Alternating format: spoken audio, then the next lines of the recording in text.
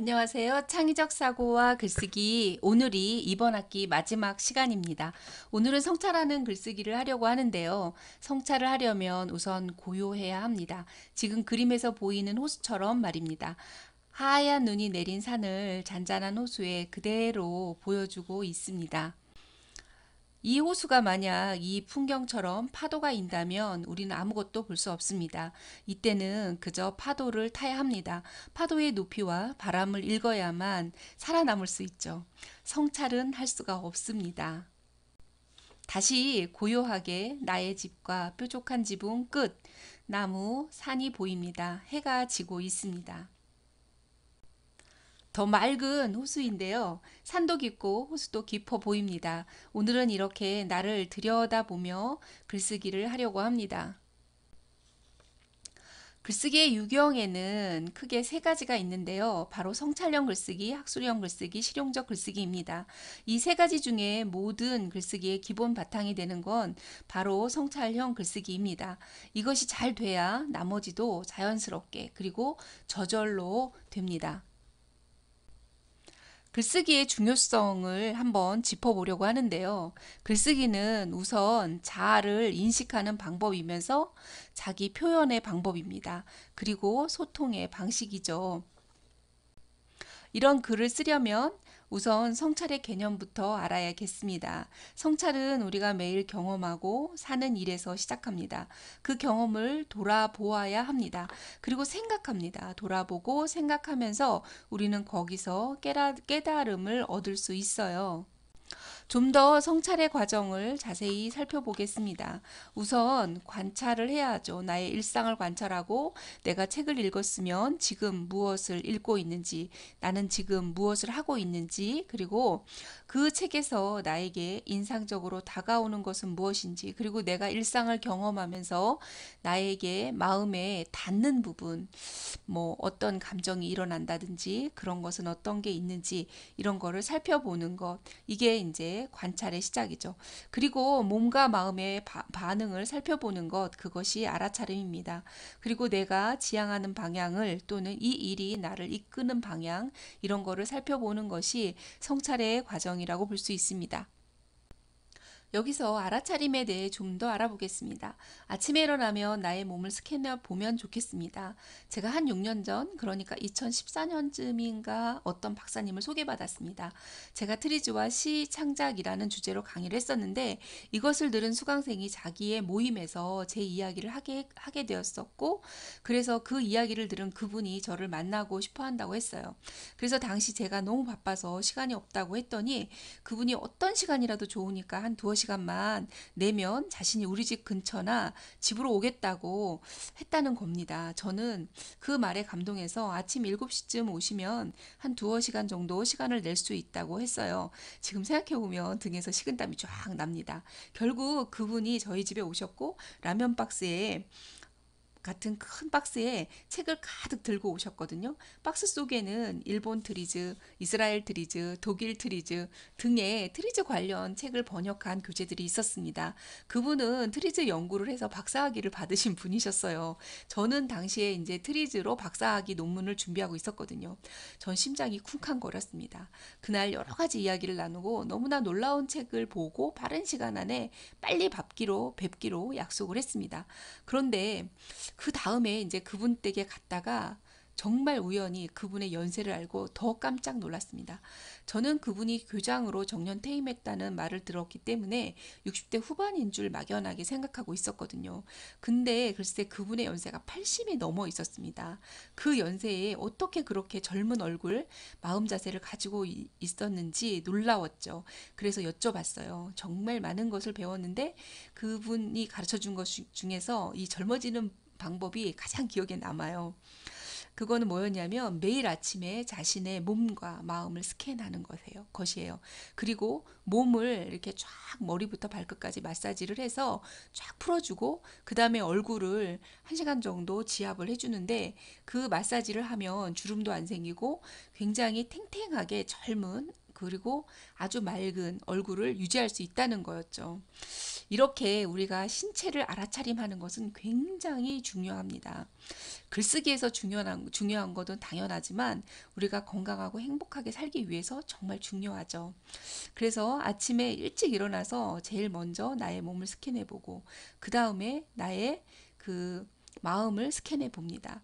그래서 제일 먼저 시작되는 게 신체 알아차림입니다. 자, 어깨가 뻐근한 것을 알아차립니다. 뭐 머리가 띵한 것을 알아차립니다. 어디 등이 가려운 것을 알아차립니다. 이런 식으로 신체 알아차림을 말로 해보는 거예요. 그 다음에 나에게 느껴지는 감각이 무엇인지 점검해 봅니다. 여기에서는 시각, 청각, 후각, 촉각 등의 알아차림이 있거든요. 제가 한 개만 적었는데 예를 들면 이렇습니다. 자, 내 눈앞에 나무가 있는 것을 알아차립니다. 초록색이 보이는 것을 알아차립니다. 이런 식으로 눈에 보이는 시각, 청각 이런 것들에 대해서 순간 알아차리는 것을 점검해 보는 거죠. 그런 다음에 감정 알아차림. 아침에 일어났는데 나는 오늘 왠지 우울해. 그래서 나는 오늘 왠지 우울한 것을 알아차립니다. 이렇게 해보는 거예요. 이렇게 언어로 해보면서 자신을 알아차리는 것. 이것이 정말 중요하고 성찰의 시작이 되는 것입니다. 이 상태에서 성찰 글쓰기는 가능합니다. 자, 그러면 성찰 글쓰기 프로세스를 보겠습니다. 거울 보기. 거울 보기가 나를 마치 거울로 들여다보듯이 보는 거죠. 신체, 감정, 그 다음에 나에게 느껴지는 감각들 이런 것들을 알아보는 게 바로 거울 보기 단계입니다. 다음에 나에게 일어나는 감정을 보는 건데요. 이것은 일상을 통한 나의 감정을 찾아보는 거예요. 그리고 경험과 의미, 그 다음에 변화, 성장의 과정으로 진행됩니다. 이것을 세분화해서 보면 이렇습니다. 거울 보기에서는 관찰된 것, 독서나 일상입니다. 일상에서 나는 무엇을 받는가? 이 책의 내용은 무슨 내용이다? 인상적인 부분은 어디이다? 이렇게 해보는 것. 그 다음에 감정을 선택해 봅니다. 감정을 나는 느낌이 어떤 느낌이 든다. 또는 직관도 선택해 보는데 나는 이 책을 보니까 이런 장면이 떠오른다. 또는 나는 오늘 이런 일상이 있었는데 이 일상을 보니까 이런 책이 떠오른다. 이렇게 반대로 하셔도 돼요. 그 다음에 경험과 의미를 발견하는 것, 그리고 어떻게 변화할 것인지 결정하는 시간. 이런 과정으로 글쓰기 단계를 봤는데요. 그래서 거울 보기 단계가 바로 글쓰기에서는 소재나 글감을 찾는 과정에 해당합니다. 그 다음에 감정 선택, 경험과 의미를 발견하는 과정이 성찰의 과정이고 어떤 변화와 성장을 향해서 보는 것, 이게 변화, 성장 방향을 탐색하는 과정이거든요. 자, 그러면 성창형 글쓰기의 실제를 한 개 한 개 과정을 해 보도록 하면서 살펴보겠습니다. 처음에 이제 거울 보기 단계는 이렇게 빨간색으로 썼거든요. 빨간색으로 제가 쓴 이유가 있어요. 바로 여기가 열정적인 시작이거든요. 여기가 제일 중요한 것 같아요. 하지 않으면 안 되거든요. 그러니까 한다는 것, 실천을 옮긴다는 것, 그것이 이제 열정이고 그것이 여러분의 변화와 성장을 위한 성찰의 시작입니다. 자, 그러면 이제 성찰하기는 미러에서 제가 M1, M2 이렇게 나누어 보았습니다. M1은 책을 읽고 줄거리를 요약하거나 내 일상에 있었던 일을 관찰한 내용을 적는 것입니다. 그리고 M2는 그 중에서 인상적인 부분을 하나 딱 집어보는 것이라고 보면 되겠습니다. 실제로 하면서 한번 해보겠습니다. 자, 오늘은 말에 관한 이야기를 읽으려고 합니다. 말에 관한 이야기를 보고 이 말이 지금 이 호수에 쫙 비치고 있듯이 여러분이 어디가 인상적인지 한번 찝어보시기 바랍니다. 자, 이 책은 내용은 골계열전에서 가지고 왔는데 장세호 선생님이 번역하신 사기열전 3권에 있는 책의 606페이지부터 9페이지에 있는 것을 제가 한글만 옮겨왔습니다. 함께 읽어보겠습니다. 초나라에 우맹이 있었다. 우맹은 옛 초나라의 악인이었다. 악인은 악기를 연주하는 사람이에요. 나쁜 사람 아니고 신장이 팔척에 말솜씨가 뛰어나 늘 담소로 풍간하였다.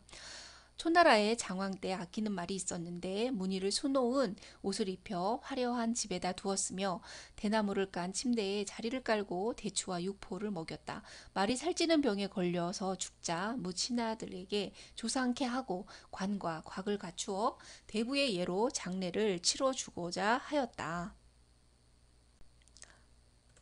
좌우에서는 이에 대해 쟁론하면서 안 된다고 하였다. 왕이 명을 내려서 말하였다. 감히 말을 가지고 쟁론하는 자가 있으면 죽을 죄를 내리겠다. 우맹이 이에 듣고 궁전 전문으로 들어갔다. 그리고 말을 우러러 크게 곡을 하였다. 왕이 놀라 그 까닭을 물었다. 우맹이 말하였다. 말은 임금께서 아끼시던 것이온데 초나라에 당당하고 크므로 무엇을 구하지 못하겠습니까? 대부의 예로 장례를 지내기에는 박하오니 청컨대 임금의 예로 장례를 치러 주십시오.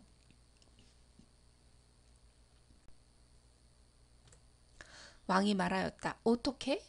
신은 청컨대 옥을 아로새겨 관을 만들고 무늬 있는 가래나무를 가지고 곽을 만들며 녹나무와 단풍나무, 예장나무로 횡대를 만드십시오.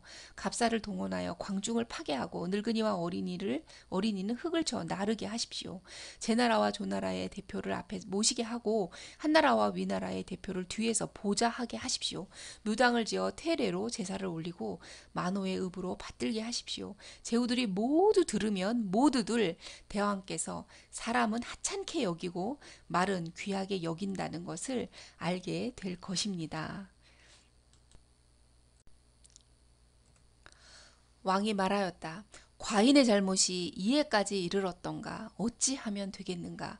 우맹이 말하였다. 청컨대 대왕을 위해 육축으로 장사 지내겠습니다. 부뚜막으로 곽을 삼고 청동 솥으로 관을 삼으며 생강과 대추를 갖추어 주고 목란을 바치며 쌀로 제사를 지내고 불빛을 입혀서 사람의 창자에 장사 지내십시오.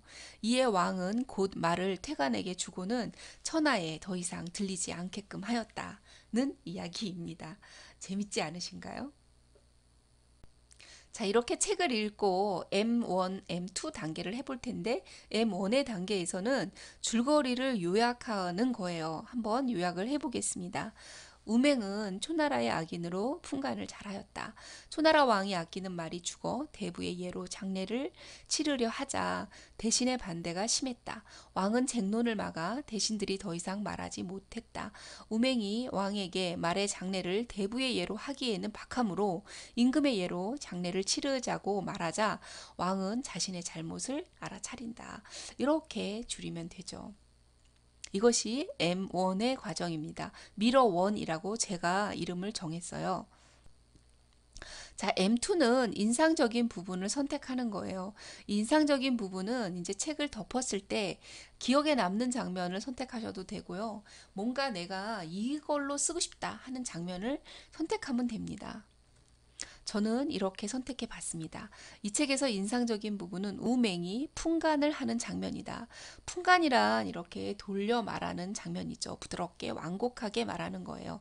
그는 대부의 예가 아닌 임금의 예로 장례를 치르자고 하여 왕이 스스로 알게 한다. 게다가 왕이 감복하여 어찌해야 하는지 방법을 묻게까지 하였다. 이 부분이 이제 인상적이죠. 그래서 인상적인 부분을 쓰는 방법은요.